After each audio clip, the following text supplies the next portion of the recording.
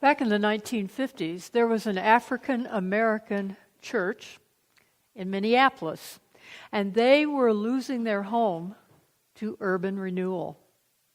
There was another church, it was a few blocks away, First Methodist, and First Methodist heard of what was happening to the church down the street, and they made a decision to make a formal invitation to all the members of the African American church to come and become members of their congregation.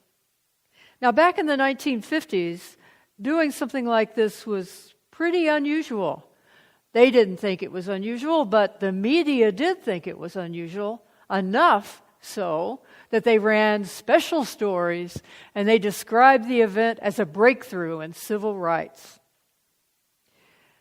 All that they were really thinking they were doing, this group of European ancestry folks at the big church in town, was extending a hand of welcome and being present for those down the street who needed some help. In fact, I would just say they were prepared. They were ready. Well, in our story for today, we're going to see a scene where there are 10 bridesmaids, and we're told all the way at the beginning of the scene that 5 of them were ready and 5 of them were not. The thing that they were waiting for was the arrival of the bridegroom. This was their biggest job of the evening. They would take the bridegroom down to the home of the bride, escorting him all the way down the street with their lights burning bright to the home of the bride. But we find out that some of them didn't have lights to escort the bridegroom to the bride. Listen with me to their story. In Matthew 25,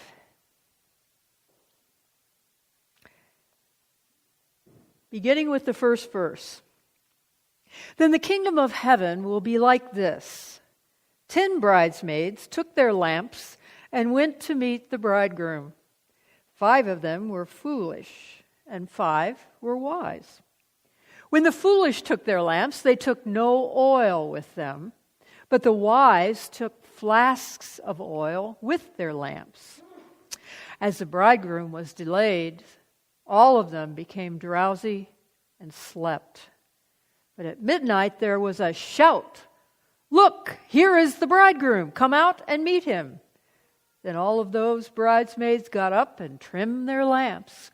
The foolish said to the wise, "Give us some of your oil, for our lamps are going out." But the wise replied, "No, there will not be enough for you and for us. You had better go to the dealers and buy some for yourselves." And while they went to buy it, the bridegroom came. And those who were ready went with him into the wedding banquet. And then the door was shut. Later the other bridesmaids came also, saying, "Lord, open the door for us." But he replied, "Truly I tell you, I do not know you. Keep awake, therefore, for you know neither the day nor the hour."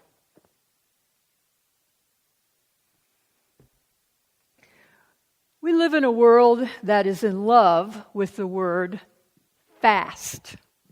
Fast internet, that's what everybody wants. Fast food, even freaky fast sandwiches, if you've ever heard that ad. I've never ordered one, but I'm sure it will get there very quickly. These are fairly modern things that we are experiencing in this world of fast. But even before this, I was already a child who was very impatient. Wait was my 4-letter word. If you told me to wait, I would heave a huge sigh. I didn't like waiting, you see. And then I would put my hands to my hips, and I would make whoever was keeping me waiting very, very uncomfortable. I really did not like to wait, not one bit. Well, in our story for today, we're at a wedding. If you've ever been behind the scenes of a wedding, you know just how hard it is to wait. I've been to many weddings, and I can tell you those last 20 or 30 minutes before people actually start walking down the aisle are very nerve-wracking, especially when I'm standing back here in the choir room with the anxious groom pacing back and forth, bedecked in clothes he's never, ever worn before, looking at his watch saying, "Is it time? Is it time?" And then he would say, "When can we start? When can we start?" And all this goes on back in that little room, sometimes with a bunch of groomsmen as well. Waiting is really hard when you're at a wedding. And these bridesmaids, they have been waiting a very long time. It is a story that describes what the church was feeling in Matthew's day. The church actually believed that Jesus was going to come any day. After he died and was resurrected, they thought he was going to come back next week. That's what they thought, and now it had been decades. And they had been waiting all the while, waiting, and he never came. So they were really upset, and they were starting to wonder if he ever was going to come back. And that's why Matthew wrote this story that Jesus told about the kingdom, to reassure them that, yes, that bridegroom will be along, but you might have to wait for him. The setting of our story, being a wedding, is such an easy setting for us to all identify with. Most of us have been to weddings, and we know just how fragile that event can be. In a wedding, you're always on the brink of disaster. And everybody knows it too.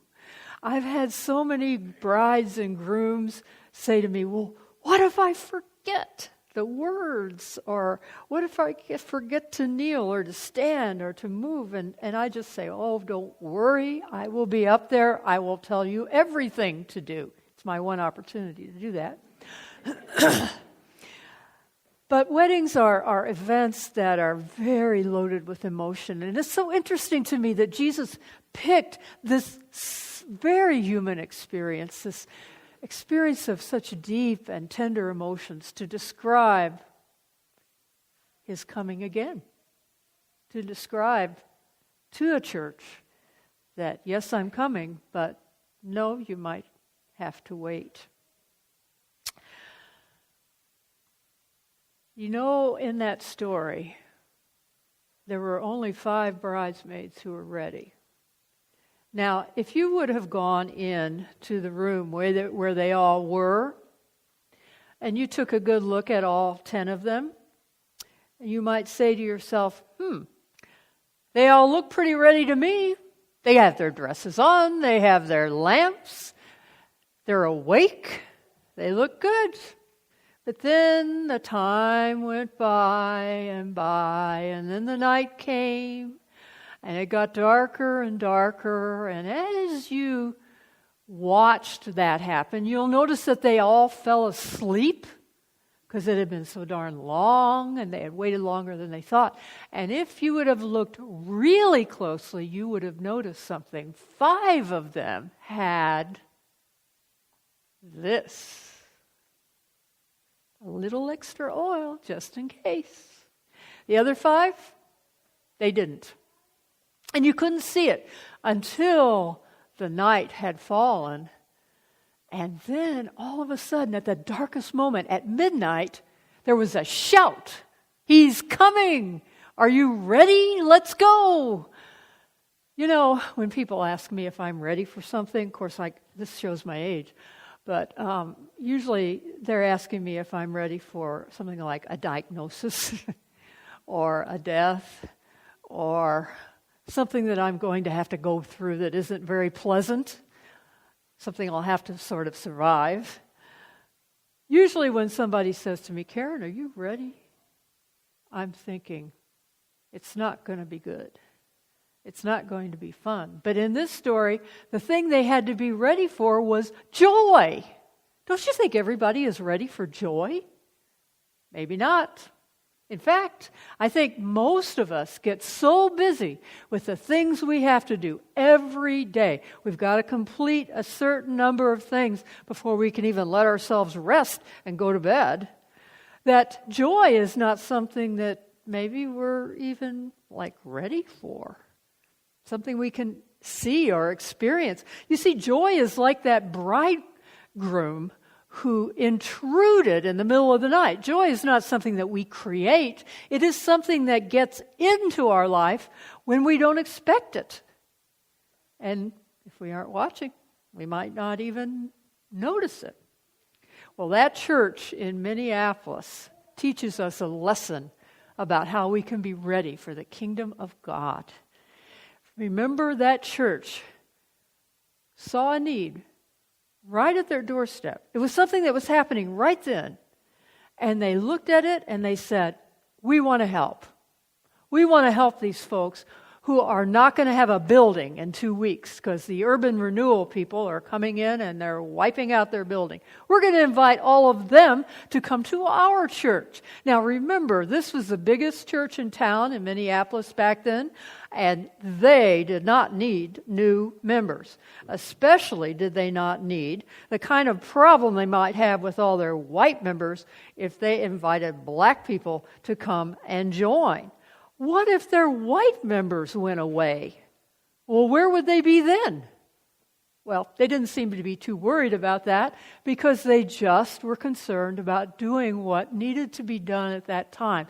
They had oil for the occasion. They were there in the moment. They were ready. They were prepared. Is there anything in our world, in your world, in our church's world, that you think might be right at our doorstep? Something that is an opportunity disguised as a problem, perhaps? Some way that perhaps we could help someone else? That church that did that one thing 60 years ago is alive today. They are a thriving multicultural church in the middle of Minneapolis. They are the envy of all the other mainline churches in town.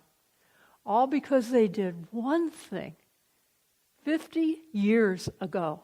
They had their lamps burning and they were ready to welcome Jesus into their midst and to help. That's the reason why they are here today. You know, a lot of us tell ourselves that we've got all the time in the world, right? Plenty of time to mend fences with that person that we've had a problem with. Plenty of time to forgive. Plenty of time to learn a new skill. Plenty of time to unlearn a bad habit and learn a new one. Plenty of time to deepen our relationship with God. But do we have plenty of time? We may not have quite as much time as we think. Being ready means doing the thing that is in front of us right now because it needs to be done. Being ready is having oil just in case you might need it someday. As Christians, we believe that the God who created the world is still creating through us. And we have nothing to lose because we know Jesus came, He died on a cross, He was resurrected from the dead. What have we got to lose? There's a victory at the end of our story. Why not do something now to show the world just what the kingdom is all about? Why not burn some of that oil and light the way, brighten the darkness in the name of Jesus? We are called to joy. We are asked to let our light shine. Will our lamps be burning at the end of day?